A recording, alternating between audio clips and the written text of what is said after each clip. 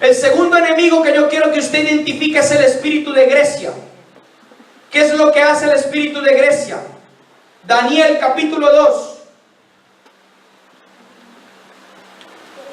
versículo 32.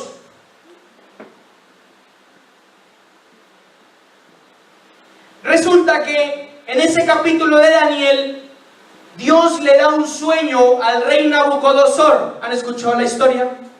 Entonces el rey Nabucodonosor tiene un sueño, y en el sueño él ve una gran estatua que está conformada de distintos metales: la cabeza de oro, el pecho de plata, la parte del vientre y los muslos de bronce, y la parte de abajo de hierro mezclado con barro. Amén. Entonces Nabucodonosor tiene este sueño, y va el profeta Daniel y le da la interpretación de lo que significa este sueño. Lo que significa el sueño básicamente son los reinos o los imperios que iban a acontecer, que iban a venir después del imperio de Babilonia. Si usted ha estudiado un poquito de historia en el colegio, en la universidad, donde usted haya ido, usted se va a dar cuenta que han existido varios grandes imperios: el imperio de Babilonia, el imperio medo-persa, el imperio de Grecia y el imperio romano. Amén. Usted se va a dar cuenta, pues Dios le reveló a Nabucodonosor esos imperios a través del profeta Daniel, y Daniel dio la interpretación. Esos eran los imperios que iban a aparecer de una manera histórica. Ahora, ¿quién es Grecia? No voy a hablar de los otros imperios porque no es el objetivo. Quiero hablar de Grecia. ¿Quién es Grecia? Grecia es el tercer imperio que iba a venir. Primero venía el imperio de Babilonia, que era la cabeza de oro. Luego el imperio medo-persa, o sea, los persas. Y luego el imperio de Grecia. El imperio de Grecia era la parte donde están los órganos reproductores y los muslos, y la parte del vientre, que era de bronce, creo que era. Y entonces, cuando Daniel en el versículo 39 del capítulo 2 está hablando de ese imperio, dice algo interesante. Y dice: y después de ti se levantará otro reino inferior al tuyo, y luego un tercer reino, escucha el tercero, un tercer reino de bronce, el cual dominará sobre toda la tierra. Aquí es donde yo lo quiero llevar. ¿Cómo que dominará sobre toda la tierra? Grecia se acabó, sí se acabó, pero la influencia de Grecia está dominando hoy en día. Todas las universidades y el sistema político, financiero, sistema social está totalmente influenciado por Grecia. La democracia viene de Grecia. La filosofía viene de Grecia. El humanismo viene de Grecia. El racionalismo viene de Grecia. Es mucho más complejo de lo que nosotros nos imaginamos. Los Juegos Olímpicos, ¿quién los inventaron? Los griegos. Los griegos inventaron los Juegos Olímpicos como culto al cuerpo y el competir los unos con los otros. Esa moda de la escultura del cuerpo hoy en día, de la mujer perfecta y el hombre perfecto, fuerte, y todo, es una influencia griega. Los griegos adoraban el cuerpo. Ahora, yo no digo que usted no puede ir al gimnasio y ejercitarse o hacer ejercicio, usted lo puede hacer. Otra cosa muy diferente es cuando usted idolatra su cuerpo. Amén. Eso ya es otra cosa distinta. Todo aquello viene de Grecia. Dios permitió que este espíritu llenara toda la tierra. Alejandro Magno fue el hombre que usó este imperio. ¿Para qué? Para conquistar casi toda la tierra en aquella época. ¿Recuerdan? ¿Han visto a Alejandro Magno? Y llenó. Y luego, cuando se levanta el imperio de Roma, lo que hace es coger la influencia de Grecia y expandirla. Eso es el espíritu de Grecia. ¿Qué es lo que hace este espíritu? Ahora lo vamos a ver.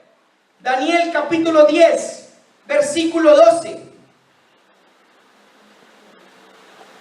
Entonces me dijo Daniel: no temas, porque desde el primer día que dispusiste tu corazón a entender y humillarte en la presencia de tu Dios, fueron oídas tus palabras. A causa de tus palabras yo he venido. Escuche, ¿quién está hablando con Daniel? Mas el príncipe del reino de Persia se me opuso durante 21 días. Pero he aquí Miguel, uno de los principales príncipes vino a ayudarme y quedé allí con los reyes de Persia. Verso 14. He venido para hacerte saber lo que ha de venir a tu pueblo en los postreros días, porque la visión es para esos días. Mientras me decía estas palabras, estaba yo con los ojos puestos en tierra y enmudecido. Pero he aquí, uno con semejanza de hijo de hombre tocó mis labios. Entonces abrí mi boca y hablé, y dije al que estaba delante de mí: Señor mío, con la visión me han sobrevenido dolores y no me queda fuerza. ¿Cómo pues podrá el siervo de mi Señor hablar con mi Señor? Porque al instante me faltó la fuerza y no me quedó aliento. Verso 18. Y aquel que tenía semejanza de hombre me tocó otra vez y me fortaleció y me dijo: muy amado, no temas, la paz sea contigo, esfuérzate y aliéntate. Mientras él me hablaba, recobré las fuerzas y dije: hable mi Señor, porque me has fortalecido. Él me dijo: ¿sabes por qué he venido a ti? Pues ahora tengo que volver para pelear contra el príncipe de Persia.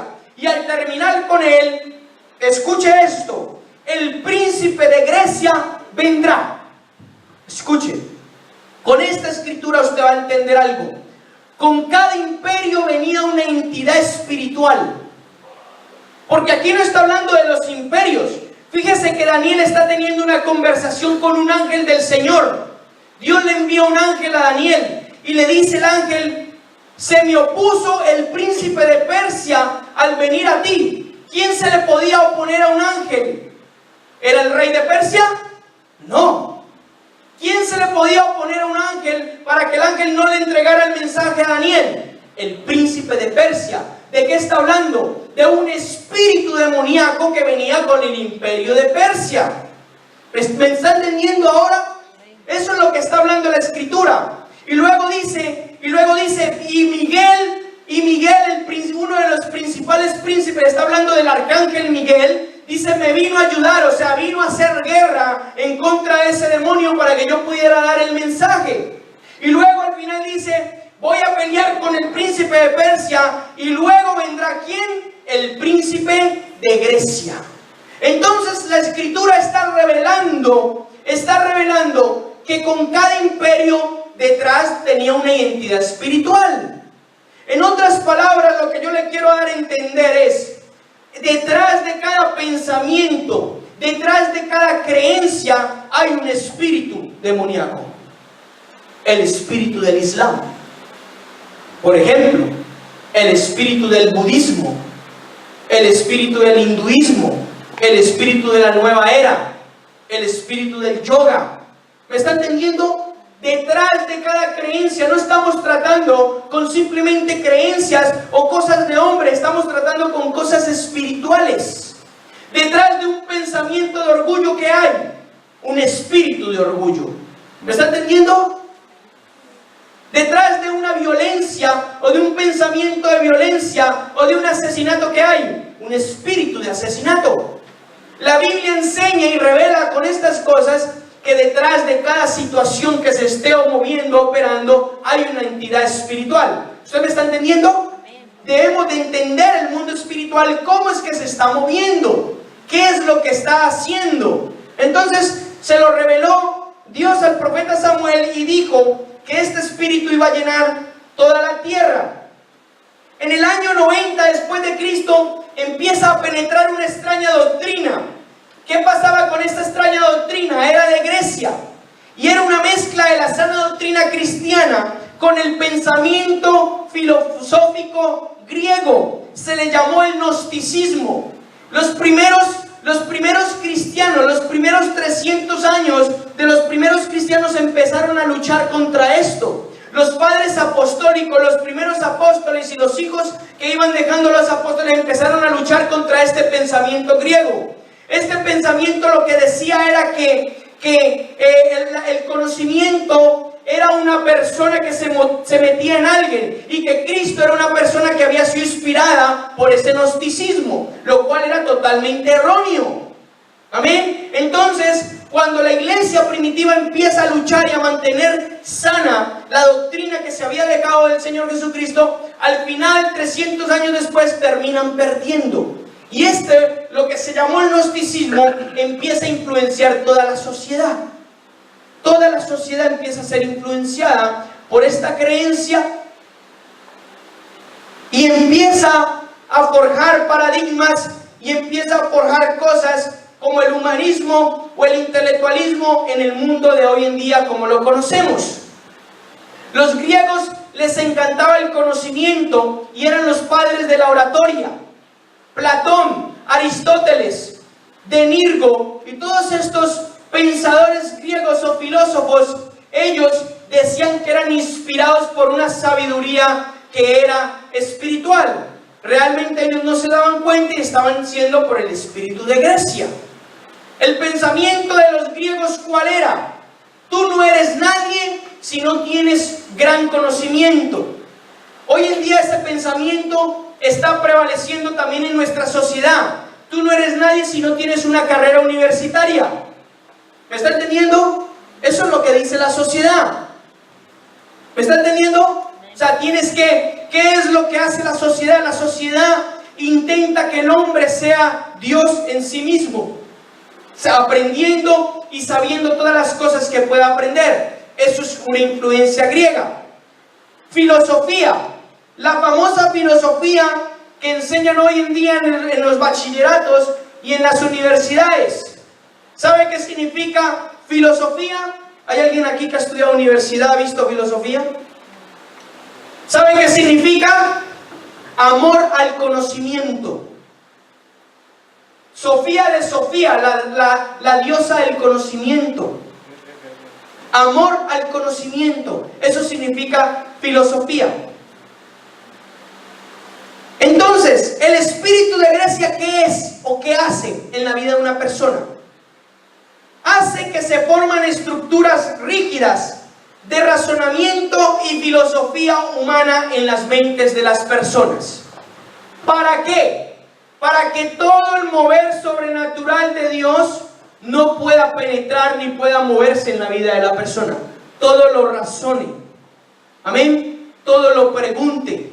Entonces, ¿qué es lo que hace? Cuando se forja este pensamiento en la vida de una persona influenciada por este espíritu, no puede fluir en lo sobrenatural de Dios.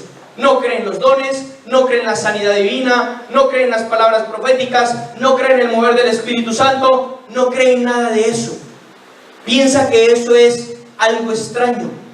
¿Me está entendiendo? Eso es lo que influencia la mayoría mente hoy de ateos.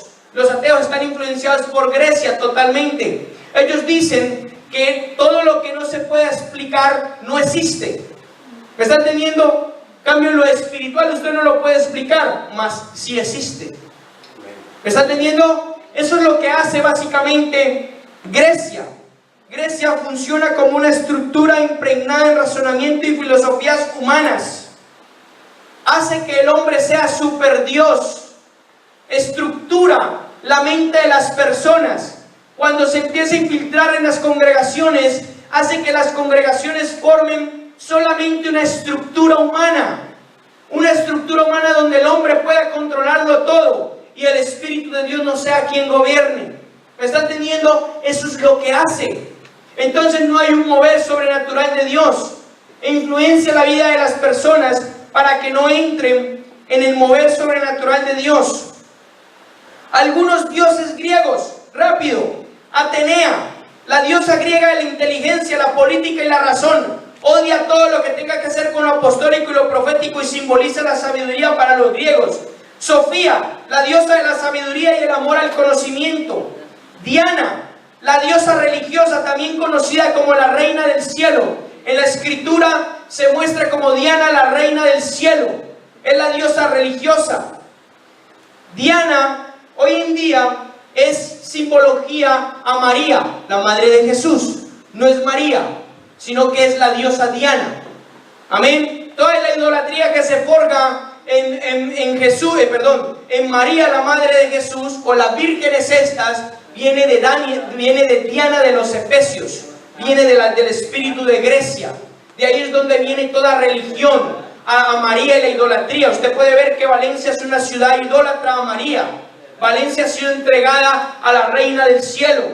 Esa no es María, la madre de Jesús, esa es Diana de los Efesios. Lo que pasa es que el espíritu de Grecia dentro del catolicismo hizo un sincretismo romano. ¿Cómo un sincretismo romano? Ellos intentaron cristianizar todas las creencias de los griegos. En este caso a Diana le pusieron María para que la idolatraran. Diana de los Efesios era una diosa griega a la cual se le rendía culto en la ciudad de Efesios. Cuando Pablo predica en Efesios, dice la escritura que todo el poder de Dios cayó allí, y todos los que hacían imágenes a Diana de los Efesios empezaron a convertirse, y los libros de magia y todos los quemaban. Eso está en Hechos, en el libro de Hechos. ¿Qué pasó? El poder de influencia de Diana de los Efesios empezó a caer. Al final, lo que Dios usa con los apóstoles en aquel tiempo, destruyen el templo de Diana. No ellos naturalmente, sino que ellos, por el poder de Dios, dice que viene un terremoto y se cae el gobierno de Diana. Pero el espíritu está vivo todavía. Hermes, simbolismo de Mercurio, de Nirgo, padre de la geometría. Escuche, la geometría viene de Grecia, que inspira a Platón. En los discursos de Platón menciona a Denirgo como la fuente de su inspiración. Platón y Aristóteles son los padres de la geometría, y estos fueron enseñados por Denirgo. Cuando hablo de dioses griegos estoy hablando de demonios, no se le olvide. Para los gnósticos el conocimiento no es algo, es alguien que se introduce en personas determinadas para hacerlas diferentes. Escuche, para ellos Jesús era uno de estas personas, lo cual totalmente es falso. Segunda de Corintios 10:4 dice: porque las armas de nuestras milicias no son carnales, sino poderosas en Dios para la destrucción de fortalezas, derribando argumentos y toda altivez que se levanta en contra del conocimiento de Dios, y llevando cautivo todo pensamiento a la obediencia de Cristo. Escuche, fortalezas. El enemigo se encarga de construir fortalezas demoníacas en las vidas de las personas, en las mentes de las personas, en las familias, en las naciones, en las congregaciones. Esas son fortalezas demoníacas. Lo que Pablo está dando aquí es: las armas de nuestra milicia no son carnales, sino poderosas de Dios para destruir estos enemigos. Amén. Hay que derribar toda estructura de pensamiento que se haya levantado contra el conocimiento de Dios. Otra traducción dice: derribamos sofismas. Ya le dije lo que significaba sofía. Primera de Corintios capítulo 1 versículo 22 dice: porque los judíos piden señales, mas los griegos buscan ¿qué? Sabiduría. Pero nosotros predicamos a Cristo crucificado, para los judíos ciertamente tropezadero, y para los gentiles locura. Mas para los llamados, así judíos como griegos, Cristo, poder de Dios y sabiduría de Dios. Algunos hijos de Grecia, escuche, el racionalismo, todo lo que no puede explicar lo niega. Una doctrina filosófica cuya base es la omnipotencia y la independencia de la razón humana. La razón humana quiere una posición de Dios. Eso significa el racionalismo. O sea, yo soy Dios en sí mismo, no cuento con Dios para nada. El humanismo. Esta filosofía comenzó con Heráclito, al destronar a Dios del centro de atención para poner en su lugar al hombre como si fuera un Dios. Un ejemplo de esto es el movimiento de la nueva era, el cual enseña que el hombre es Dios y que no necesita de un ser supremo para su existencia. Eso es la nueva era. ¿Han escuchado algo de la nueva era? El intelectualismo. Según esta línea de pensamiento, lo más importante es alcanzar títulos, reconocimiento humano y riquezas por encima de Dios, de cualquier otra cosa. Escuche, hay mucho pueblo de Dios influenciado por el intelectualismo. Pastores y ministros que solamente quieren reconocimiento humano, solamente se mueven por orgullo espiritual, sin darse cuenta qué está pasando. Están siendo influenciados por esto. De que logras o eres alguien cuando tienes algo grande, cuando tienes más almas que el otro pastor, o incluso un local más grande, o ese tipo de cosas, o tiene más libros escritos que otros. Amén. Y no se están dando cuenta. La razón es la que rige el universo. La meta es desarrollar al hombre intelectualmente de esta manera para llevarle a ser un Dios en sí mismo. La gente intelectualista resiste y niega todo lo que es sobrenatural. la sanidad divina, los dones del Espíritu Santo. El intelectualismo hace que la palabra de Dios sea terrenal. Algunos teólogos están influenciados por este espíritu y han dicho que los dones, los milagros y todo lo de Dios fue para el tiempo antiguo y no es para hoy en día. Y son teólogos. Ahora le voy a entrar en la teología para que se vaya de para atrás. Ya va a ver una cosa. Los griegos inventaron las Olimpiadas. Para ellos esto era la ceremonia importante en la que celebraban a sus dioses, con una característica de competencia del ser, de ser el mejor a cualquier precio. Eso es las Olimpiadas. ¿Saben por qué en el deporte de hoy en día se levantan peleas y hay peleas y destrucciones y se pelean las bandas, unos hinchas contra otros hinchas? Por el espíritu de Grecia. Eso es lo que hace el espíritu de Grecia. Ahora, yo no digo que usted no pueda ver un partido de fútbol. Usted puede ver un partido de fútbol y disfrutar del deporte, pero usted se puede dar cuenta.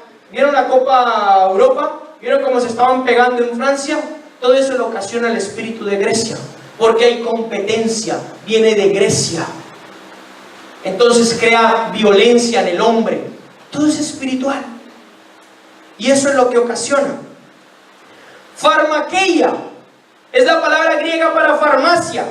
Es la dependencia de los fármacos y las drogas. Escuche bien. Detrás de cada medicina hay un espíritu demoníaco. Es muy interesante ver que se alivie, que siempre que te alivie de algo, pero siempre tienes un efecto secundario en otro. Las medicinas, las farmacias, hay que tener cuidado con eso. Hay un negocio en torno de las farmacias. Yo no digo que usted no pueda ir al médico. Usted puede ir al médico y si necesita tomarse algo se lo toma. Pero cuando una persona ya entra en dependencia a los fármacos, es como un tipo de hechicería a través de drogas. Totalmente. Y hay un negocio en las farmacias para que la gente siga consumiendo ese tipo de drogas. Pastillas para dormir y todo ese tipo de cosas. Esto tiene que ver en torno a lo demoníaco. ¿Qué dice la Biblia? Jesús se llevó nuestras enfermedades. No tenemos por qué estar enfermo. Y si usted tiene alguna enfermedad, usted tiene que pelear cada vez más con respecto a eso. Amén. El ido, el teatro, surgió de los dramas griegos, los shows, las máscaras, las telenovelas. La palabra hipócrita en griego es actor. ¿Sabía eso?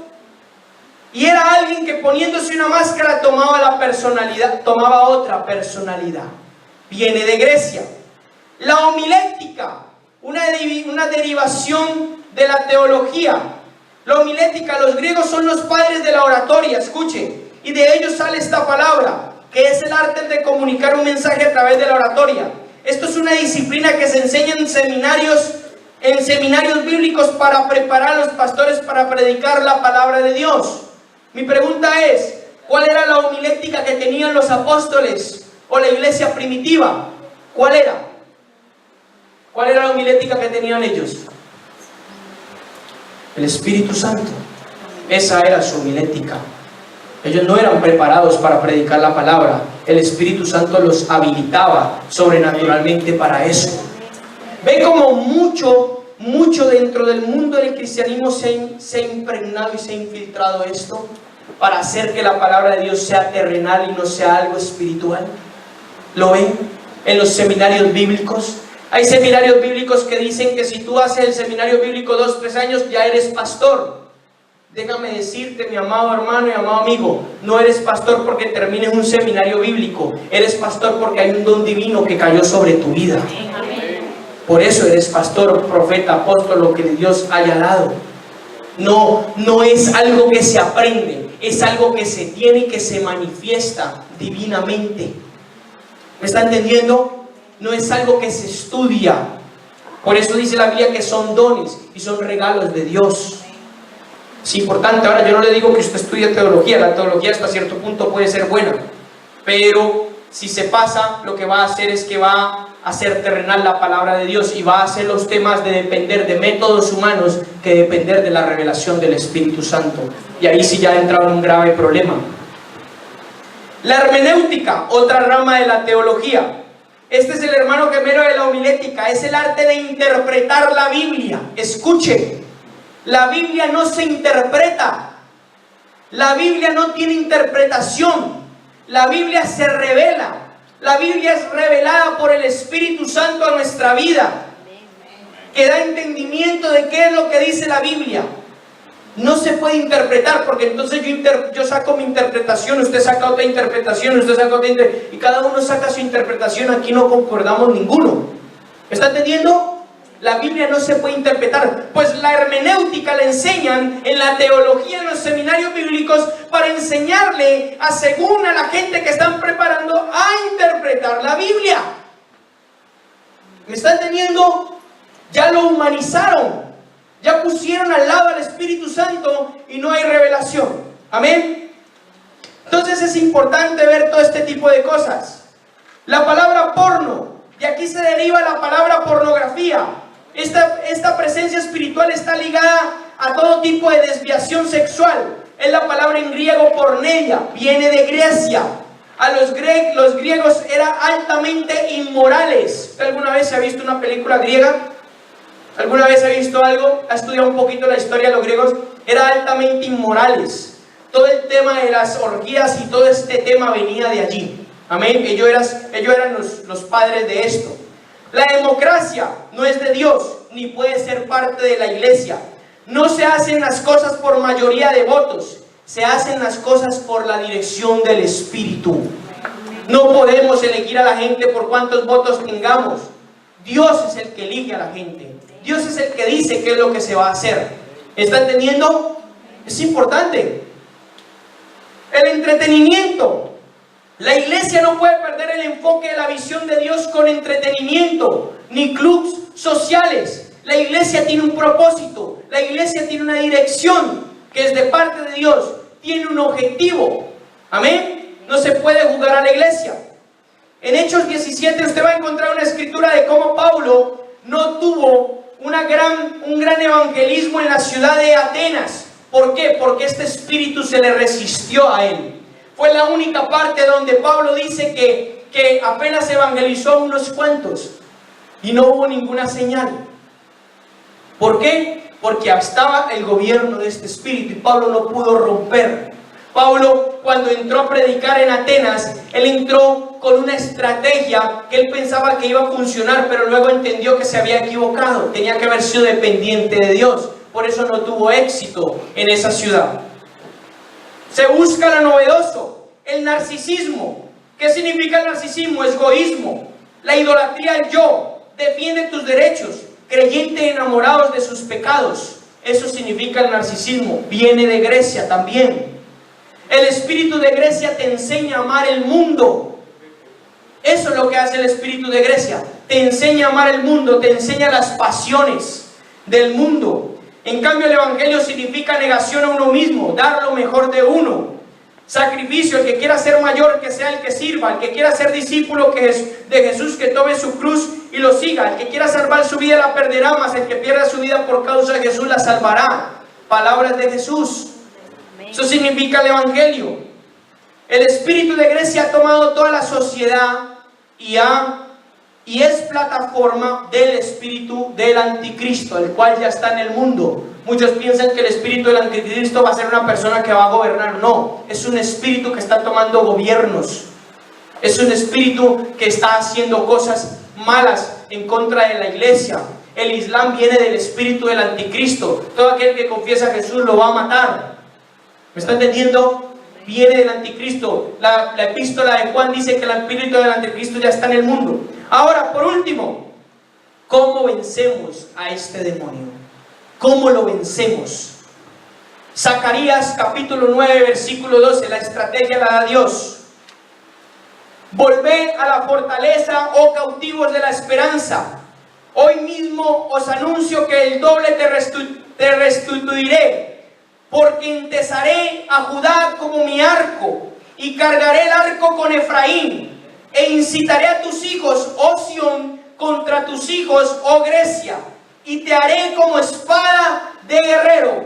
Entonces el Señor aparecerá sobre ellos y saldrá como un rayo su flecha.